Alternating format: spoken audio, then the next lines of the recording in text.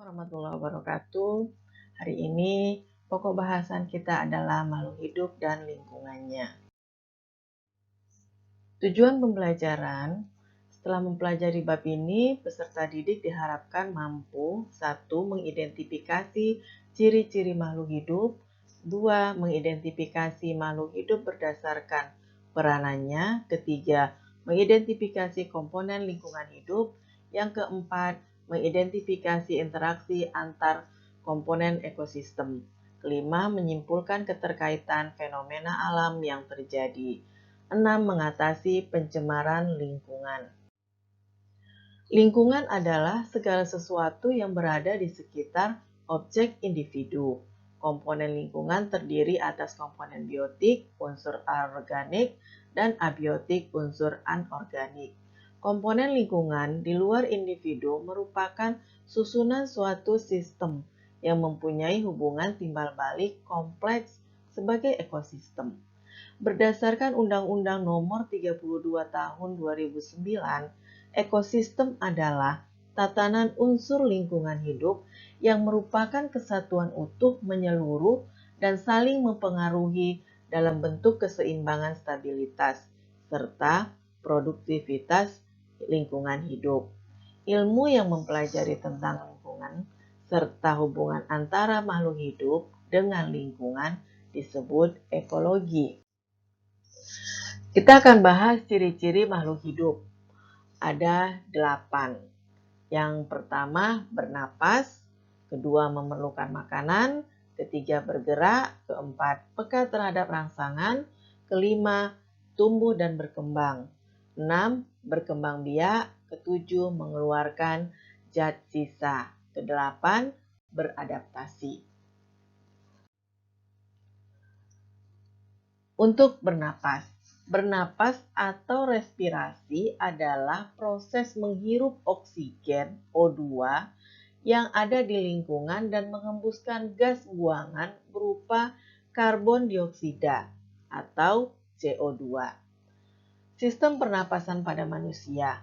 Organ-organ yang terlibat dalam sistem pernapasan manusia yaitu ada hidung, faring, epilogis, laring, trakea, bronkus, paru-paru sebelah kiri, sebelah kanan, dan diafragma. Untuk pernapasan pada hewan, 1. Paru-paru. Hewan yang bernapas dengan paru-paru diantaranya anggota kelas mamalia, apes, dan beberapa mamalia.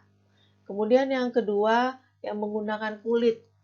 Kelompok hewan yang bernapas menggunakan kulit diantaranya hewan yang berada pada kelas Annelida atau cacing. Yang ketiga menggunakan insang. Kelompok hewan yang bernapas menggunakan insang diantaranya kelas Pisces. Insang berfungsi menyaring oksigen di dalam air dan mengalirkannya ke seluruh tubuh. Yang keempat menggunakan trakea. Kelompok hewan yang bernapas menggunakan trakea diantaranya hewan yang berada pada kelas insekta atau serangga. Oksigen langsung diambil dari lingkungan melalui spirakel dan disalurkan ke seluruh tubuh tanpa diedarkan melalui darah. Yang ketiga, sistem pernapasan pada tumbuhan.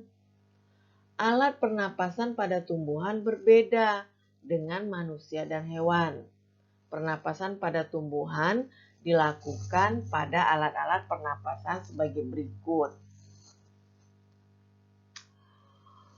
Yaitu yang satu, stomata. Organ tumbuhan yang biasa disebut mulut daun yang dapat membuka dan menutup. Letak stomata ada di permukaan daun. Yang kedua, lentisel. Lubang-lubang yang terletak pada bagian batang yang memiliki fungsi sama dengan stomata. Lentisel ini tersusun dari sel gabus yang dipisahkan oleh jaringan interseluler. Dengan adanya lentisel ini sebagai penyedia jalan, udara luar dapat melewati rapatnya lapisan gabus pada batang. Yang ketiga, rambut akar. Organ yang berfungsi menyerap air maupun nutrien dari dalam tanah. Namun rambut akar berperan juga menyerap oksigen yang ada pada pori-pori tanah. Ciri yang kedua, memerlukan makanan atau nutrisi. Makhluk hidup memerlukan makanan sebagai input nutrisi yang diperlukan tubuh untuk memenuhi kebutuhan energi, meregenerasi sel-sel tubuh, memelihara jaringan, dan mempertahankan diri dari berbagai penyakit.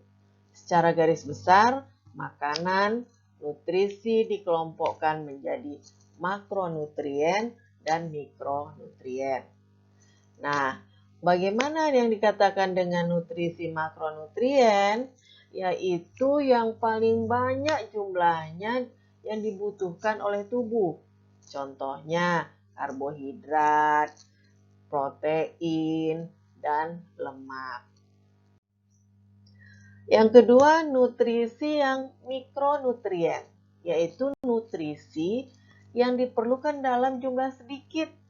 Contohnya vitamin dan mineral.